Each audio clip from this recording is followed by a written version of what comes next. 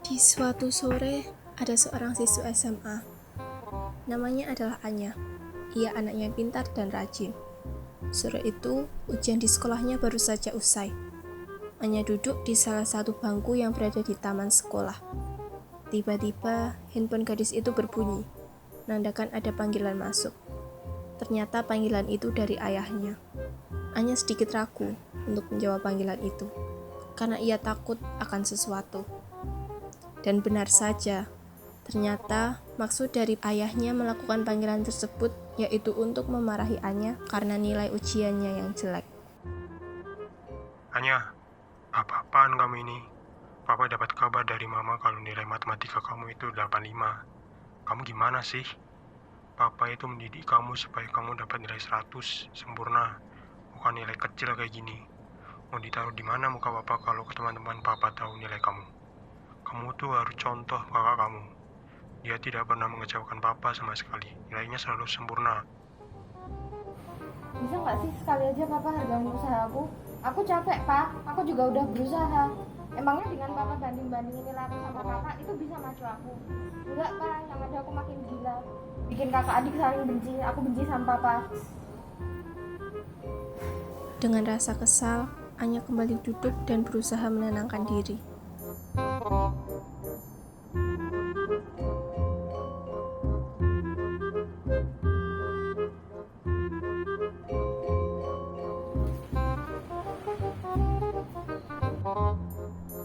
Hei Anya, kamu kenapa lagi sih?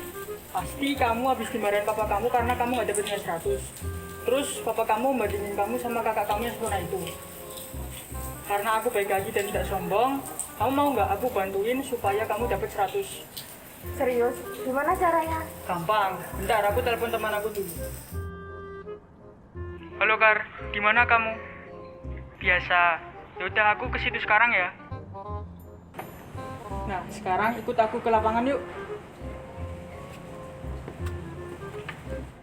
Anya hanya mengiyakan ajakan Darian karena penasaran dan mengikuti Darian menuju suatu tempat untuk bertemu temannya Darian. Sesampainya di tempat itu, Anya melihat seorang perempuan yang sedang berdiri seperti menunggu. Woi Kar.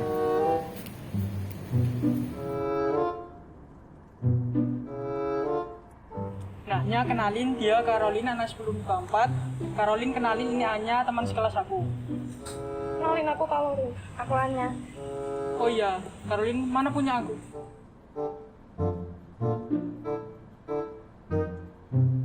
Ini apa? Ini tuh uji jawaban. Uji jawaban. Ya, aku kan udah janji sama kamu bakal bantuin kamu biar dapat nilai 100 supaya kamu nggak bakal dibanding-bandingin sama kakak kamu yang sempurna itu. Dan yang terpenting, kamu nggak akan dimarahin oleh papa kamu. Bukannya ini dilarang ya? Ini sama aja kita nyontek dong. Kalau kamu mau sempurna itu harus nyontek, harus curang. Gak bisa kalau cuma ikutin aturan aja. Kayak gitu lebih praktis kan, nggak perlu belajar siang malam udah dapet nilai bagus. Sabar, kayak kata Darian juga.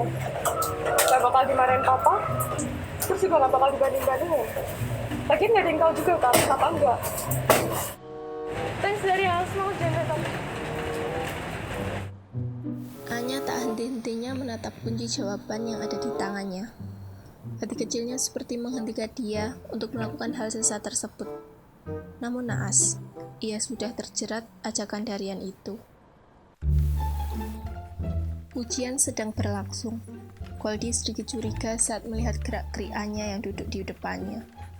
Dan saat itu, Anya sering melamun dan melihat ke arah laci. Padahal tidak biasanya Anya seperti itu. Biasanya ia semangat dan fokus mengerjakan ujian.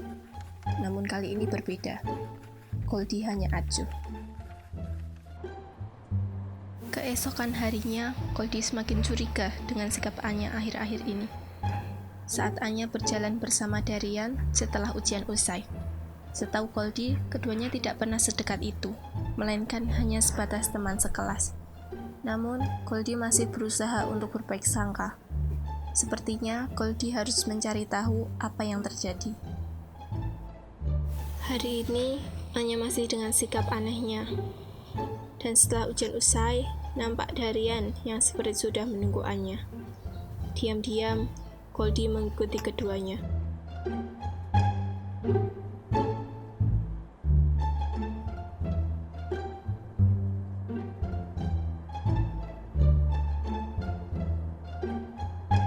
Dan ia melihat Anya dan Darian yang bertemu dengan Caroline.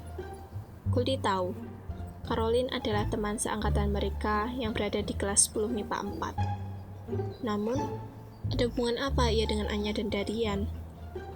Kecurigaannya bertambah saat melihat Caroline memberikan beberapa lembar kertas pada Anya dan Darian, yang dibalas Darian dengan memberikan uang pada Caroline. Kertas apa yang sebenarnya diberikan Caroline pada Anya dan Darian? Dan kenapa Darian memberikan Caroline uang? Di meja kelas, Goldie merenung memikirkan kemungkinan-kemungkinan yang bisa saja terjadi di benaknya. Dengan yakin, ia memutuskan untuk menghampiri Anya, Darian, dan Caroline, serta ingin mengetahui apa yang sebenarnya terjadi. Selesai ujian, Goldie yakin untuk mengikuti Anya dan Darian. Dan benar saja dugaan lelaki itu. Mereka kembali menemui Caroline di tempat yang sama dengan sebelumnya. Ia kembali melihat Caroline yang mengeluarkan beberapa lembar kertas dari tasnya. Namun sebelum itu, Goldie datang menghampiri mereka bertiga dan hap! Ia mengambil kertas yang akan diserahkan Caroline kepada Anya. Goldie terkejut saat membaca isi dari kertas itu. Ini kunci jawaban kan? Ini beneran kunci jawaban kan? Karena sudah tertangkap basah, mereka semua hanya bisa menunduk dan diam membisu. Berharap keberuntungan berada di pihak mereka, namun sepertinya tidak. Jadi sikap Lisa sama akhir-akhir ini itu karena kamu pakai kunci jawaban. Kamu juga ada guru-guru bangga sama kamu karena nilaimu bagus, tapi ternyata kamu pakai cara kotor selama ini. Apa nggak malu? Berisik kamu, di dunia ini tuh nggak ada yang suci. Jadi kamu nggak usah sok suci deh. Lagian yang pakai cara-cara seperti ini bukan kita-kita aja kok. Jadi ngapain harus takut? Dan dengan cara kotor itu, kamu merasa layak dibanggain guru-guru. Apa kamu nggak mikir perasaan mereka? Anak yang dipuji-puji selama ini ternyata cuma bisa mengandalkan kunci jawaban. Kalau kamu berusaha dan bersungguh-sungguh, guru-guru juga pasti bangga kok sama kamu tanpa harus pakai cara kotor kayak gini. Kamu juga nyak. Kenapa sih sekarang jadi kayak mereka? Pikiranmu terpengaruh ya? Jadi udah nyerah gitu aja jadi kayak gini akhirnya.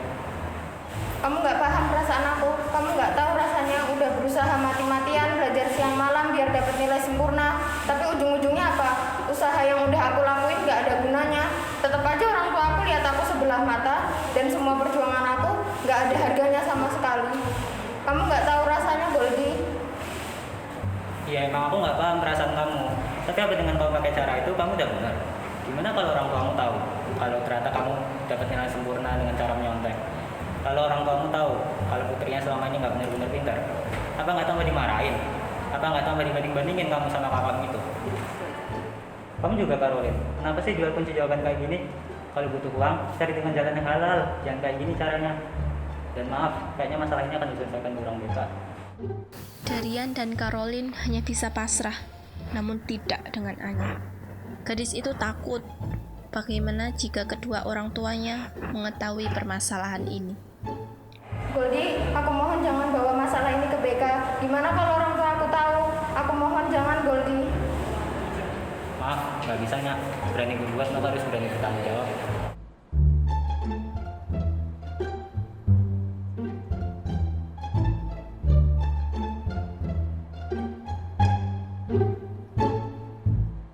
Dari video ini dapat kita ambil hikmahnya bahwa hendaklah kita untuk menjaga pertemanan ataupun pergaulan dengan orang-orang yang benar dan selalu mengutamakan kejujuran. Seperti dalam firman Allah dalam surah At-Taubah surah ke-9 ayat ke-119. A'udzu billahi minasyaitonir rajim. Bismillahirrahmanirrahim.